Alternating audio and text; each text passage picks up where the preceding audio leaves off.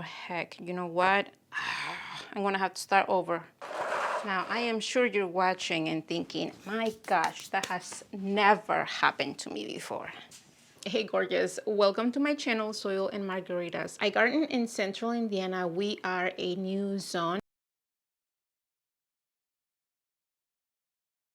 We are now in zone 6 and my last frost date is around the end of April, but really we're not safe until like the first week in May. Today I'm going to be starting a bunch of brassicas because I do want to get them nice and big, and my idea is that I'm going to be planting them sometime around March, so they have plenty of time to grow for the rest of January, the month of February, and we'll see how the weather looks like in March. But my plan is to start them in smaller containers and then pot them up at least a couple of times. But before we do that, I am going to show you some updates of the things that are growing inside. These right here are my violas, and they're looking really good, you guys. They do need a little bit of water. No, I think they're fine. They're nice and heavy. I have two varieties here. I have this in the green. They are the ones that I planted from Johnny's. These are the Nature Antique Shades F1 seeds. And these right here in the orange containers are the ones that I got from Baker's. These are the Arc Ride Ruby. They're both amazing. They both are amazing blooms if I can get them to bloom outside. And I do have to say it, the one from Baker Creek's in the orange, the germination is really, really poor compared to the ones in Johnny's. I have 3 seeds in each cell, and the one from Baker's, some of them are not even 1, and I think I have 2. I actually have 3 in 1 cell. But I mean, I'm not saying that it's a bad germination. I probably got about, I don't know, I will say about 50% germination. That one I only have 2. I see a third coming. So it's not bad. But the ones from Johnny's, like, look at all of those violas. And this is what happened. When I started these violas, I started them all at the same time, 11 days ago to be exactly, on January 4th. I didn't have these containers underneath the lights. You probably have heard that viola seeds need dark to germinate, and that is possibly true, although I have never done anything to keep them in the complete dark. I put this tray in my room, in this room where I have daylight. I didn't have them underneath the lights that were on. They were on the next shelf up, and they weren't covered. They weren't protected from the light at all. And I realized about 4 days later that they were starting to germinate. And when they germinated, they started to reach for the light. So some of these look really, really leggy. And I mean, that's okay. What's going to happen is that I am going to give them more time here, and when I decide to pot them up, I'm just going to bury them a little bit deeper, and they're going to be completely fine. When I realized that they were already germinating, I moved them underneath the lights on the shelf that I have my lights on, and they have been there since then. So this is basically what my violas are doing. They're looking amazing. I am very happy. And even though the ones from Baker Creek's don't have the greatest germination rates, it is okay, because I'll have at least 12 plants for that variety. And I mean, that's better than not having anything. And well, from Johnny's, I'll just have plenty of those to plant outside. But this is what they have been growing for the last 11 days. So far, so good. These right here are my lishiantus. Lishiantus are not doing bad, not bad at all. I have 3 different varieties. These are 5x5 trays. These right here where I have the seeds growing have holes. I can't turn it really well, but they have drainage holes at the bottom, and this right here, which is acting like a saucer, doesn't have holes. So whenever I need to water, I just come here, add a little bit of water, and then I just put this on top, and it works really great for me.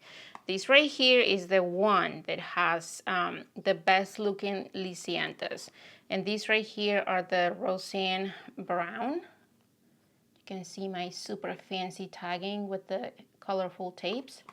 And these are the ones that started, honestly, like in 3 days, showing signs of germination. And I believe that I have 100% germination here. I have 50 seeds in each of these containers, and hopefully you can see that. Lishiantus, if you have tried them before, they are so tiny, so tiny. They stay tiny for what it feels like forever. But this variety right here is the one with great germination. This guy's right here, apricot. And you can tell that I probably have, I don't know, if I have to guess, I will say 75% germination. Not bad. I definitely do not need that many lishiantus in my life, nor do I have the space for them, but you know, that's next spring's problem. But look at that, that's really great. And the one that it has some germination is champagne. And this guy, if you really look closely at the video, you might see some, I would say I have a good 10% germination. Not bad, you know, better than nothing. So those are my lishiantus. I'm gonna have to go back to my notes. I didn't make a video for when I started my lishiantus. It was sometime towards the end of December. So they have been here for at least a month, or coming up to a month. But so far, not too bad for lishiantus. And this right here is basil. I started this basil exactly 6 weeks ago indoors. No, this basil is not going to go outside. We're literally in the middle of winter here in central Indiana. Actually, this week is like horrible with the temperatures. Yesterday we had a high of 6 Fahrenheit. That's cold. Anyway, this basil, I have been growing it indoors. I already have my LED lights indoors. I have containers. I have plenty of seeds for basil. So why not? And look at this. This is, I have not pinched this basil, but I am getting ready to harvest a bunch of it. And what I'll do is that I'll probably come here, try to get at least half of the branches off so that they get, you know, they push more.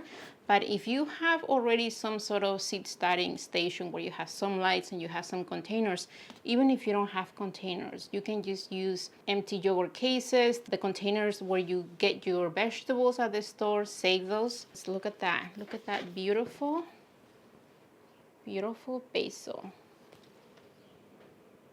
That is just gorgeous. And you guys, it smells amazing.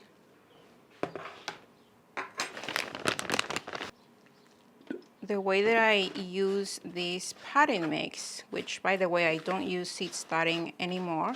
Last year I mainly use potting mix.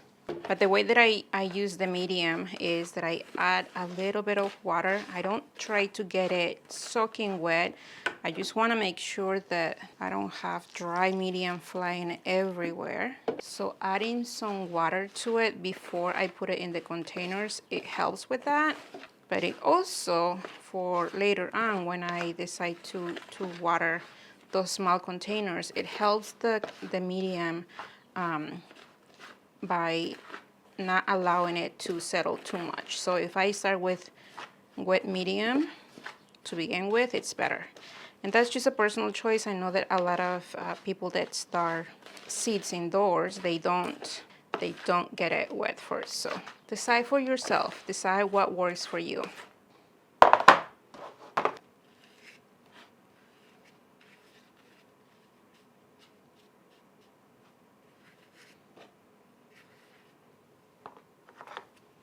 Now, some of you may be thinking, Roxana, isn't it too early to be starting things like brassicas indoors? And yes, it is just a tiny bit early to get those going indoors, but my plan is that I'm going to take them out a little bit earlier than normal. And I am thinking that I am going to set up a small or a not too tall hoop house in one of my raised beds. And my idea is that I'm going to have one of the smaller beds that I put new this 2023 year towards the back of the vegetable garden. And I'm going to use that bed just for the space for the brassicas. And hopefully by the time that I am harvesting and being done with the brassicas, then I can put something else, warm loving plants. So this is my fancy way for tagging my containers is just this tape, and I find it in different colors, in different sizes. I like to use the 1/2 inch. I think this is 1/2 inch width, and then however I'm going to be using my containers, that's how I tag them. There we go. So we are going to start with some broccoli. Wish me luck, you guys, because brassicas is not something that I excel at. Okay, so I really just want to get, my idea here with broccoli is that, or really with most of these brassicas that I am doing, is that I want to have one plant per cell.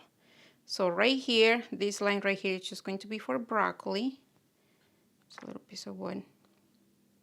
So I am planting, these seeds are old, so I am going to go 4 seeds per cell. Actually, you know what? I'm going to go 5 just in case. And I'll just leave the ones that are better looking here, and the rest I am going to thin, or even if I see that, you know, that they're looking amazing, I might just divide them when I pot them up. So this right here is for broccoli. Before I forget, I am going to tag them. This is pretty much how everything is just going to follow. Sometimes I add the date to the tags just so that I remember which day I planted. Today is the 15th. And then the next side is going to be Brussels sprouts. I got these seeds from a seed swap. I believe that that's the one that I did last fall. So I'm excited to try these seeds just because I have never done Brussels sprouts in my garden. Not too, you know, successfully done. And again, I'm going to try to keep one plant per cell. So I'm going to add at least 3 seeds here. Oh, heck, you know what? I'm going to have to start over. I put the seeds on top of the broccoli. Okay, leave it to me to mess up. Well, the good thing is that I have plenty of seeds of both, so.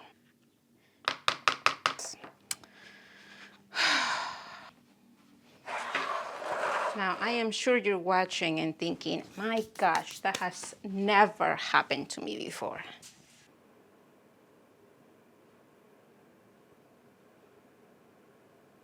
So now I get to cover them.